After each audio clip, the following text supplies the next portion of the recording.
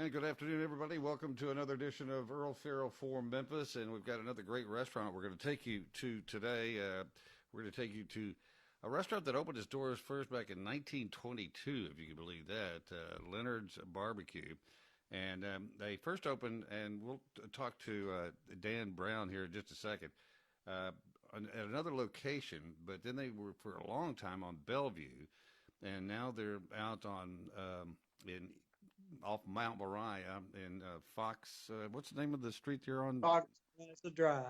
There you go. And but I wanted to show you a couple of pictures too. This truck was 1953 and 1954. Dan? 54. 1954, and it's in perfect condition. And then there's Dan, who you'll meet in person in a second. Here's a little article about him, talking about both John Wills and John Burgess have good things to say about Leonard's Pit Barbecue. Truth is, you can't talk about ribs without discussing Leonard's. The granddaddy of Memphis-style barbecue has continuously operated since 1922, and the reason is right there. Look at those ribs, and I had those ribs. My wife and I did today. Fantastic, and I love your sauce too. It's the sauce is vinegar based, which is different from most Memphis barbecue. I grew up on it because my grandfather made this very similar sauce, and it's just really it's to me it just is fabulous. So welcome to the show, Dan, and congratulations on many years in business of the barbecue business. Thank you, Earl. Thanks for having me on. You're welcome, and your wonderful restaurant and all your staff. I've been going there for years. They used to come in there with Tom Dees and Derek Curran. They were the road patrol for Fox 13 was there, and they reintroduced me to Leonard's. And in fact, their picture still hangs in there. And in fact, I talked to Derek today, and he told me to tell you hi. And good. He said, "Is our picture still hanging there?" Yeah, but it's behind the specials of the day. All glory is fleeting, is what I told him. Tell me about how you got started with Leonard's. Well, my mother knew the Heiberger family, and when I was about 14 or so, my father died, and she called Mr. Leonard up and see if he could how old you had to be to start working there, because we needed some more money. And so Leonard was kind enough to put me on when I was about 15. And I worked summers and nights through the winter and spring, and that's how I started. And so you've never had another job? I was drafted in 1967. Do we call that a job? Yes, we do. Oh, okay. You right. served. Well, I did get a check. So. Well, you served our country. Thank you for your the only service. thing I've ever done other than that. Well, that's a pretty good split. 2 jobs in an entire lifetime, and you got to love what you do. I know today when I came by and got you all hooked up on Skype, you can tell you love what you do. And so many people I meet in the restaurant business are totally stressed out, and even though these are tough times for you and everybody else in the restaurant business, you're sitting there going, "Yeah, well, we got to get cranked up to go again today, so let's get going." And so it's obviously you love what you're doing. I do, Earl. Of course, it's all I've ever done. I don't have much of a resume, so if I think you got this doesn't work out, I'm in trouble. I think you'll be fine, but that's one reason we're doing this with Southern Security Federal Credit Union sponsoring this. And we thank them very much because we're able to go out and take the time to get with all these different people in the restaurants and tell their story and remind people you're still out there, you know. People don't get out as much, and I know one of your some of the things you talked about that you catered to before, that it's not there. Nobody's going to the office. They're not going to church. He said every week you had one church you catered 250 people every Wednesday night for years. And now it's gone. And I did the Tiger home football games in the Pipkin building. Yep. That was 2,500 people for every home game, and you know where that's gone.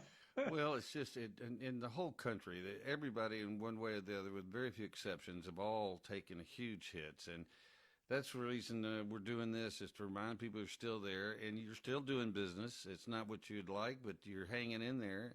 And somebody put up on the promo I put up on Facebook, said, one reason you're so successful is you're so consistent. And that is a key to the restaurant business. It's going to be just like you had it the last time. Right. I think that is it. We were on that diners and drive-ins show, and the guy kept asking me, "Why don't you do this different? Why don't you do that? You know, you can do this." And he said, "Why do you do it that way?" And I said, "Well, that's the way Mr. Leonard showed me how to do it." Ain't changing. Yeah, yeah.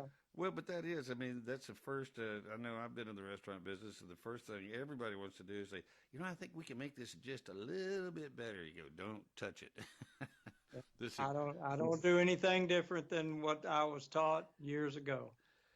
You want to show us around? Because it started at the front door, because I think a lot of people will, when they walk in the front door, it'll be like going home for them. Okay, sure. Let me see if I can turn this around. There you go. You got it? Yeah, we got it. So that's the front door with the Leonard's famous walking pig in the tuxedo with the top hat and the cane.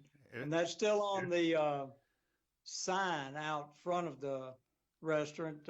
And that's the original sign that Balton Sign Company made. And when we moved out here, the grandson of the man that made the original sign redid this one before they brought it out here.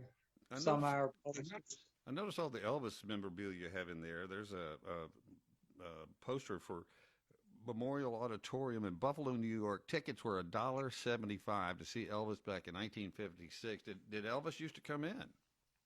He did come in, Leonard's. He's featured in the book by Elvis and me. And when I first started, he still came in a little bit. He was already getting too famous. He would mostly come in after we closed. Sure, everybody I talked to in Memphis, that's what he had to do, is come in. Had to do, because he was getting followed around, and he would if we had to stay, when he sent Leonard the check for his the food that he ate, some of our specials. I don't know if you can see that or not. I may not. Two-piece fish dinner with two sides, $12.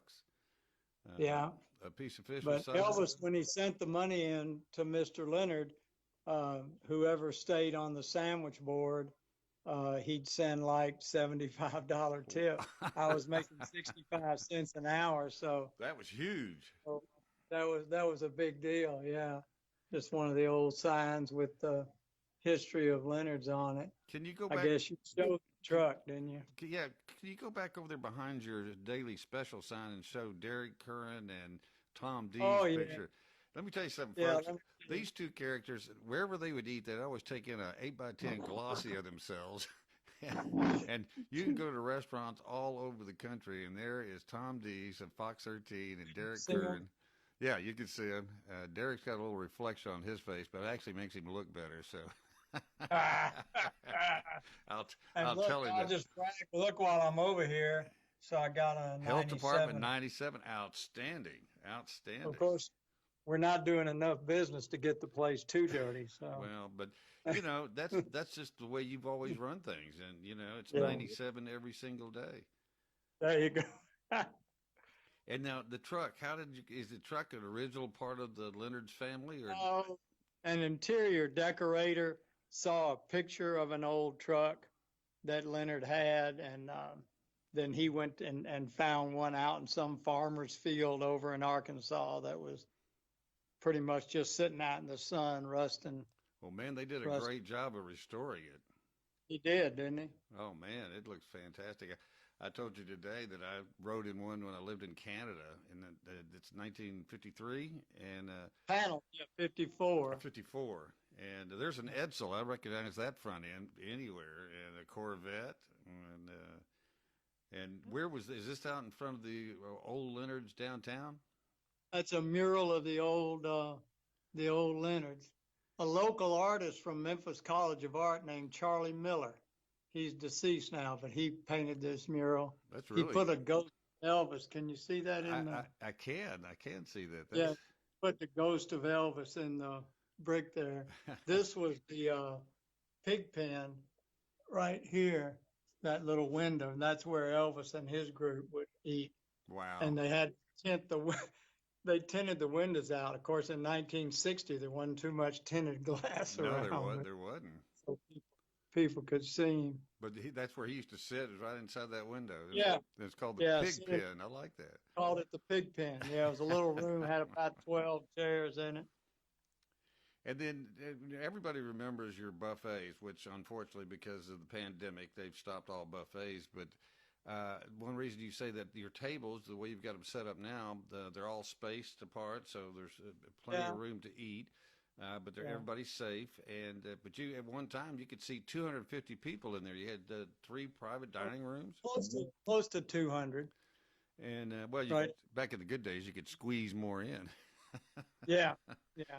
But don't tell the fire marshal that. He's not listening. No, that was a long time ago. There you go. Statute of limitations have expired on that. Let's go back and to show them some food. This is the reason why Leonard's is what it is because of their food. And I actually brought some food out here. Oh, great. I did mention that your sauce is a vinegar based.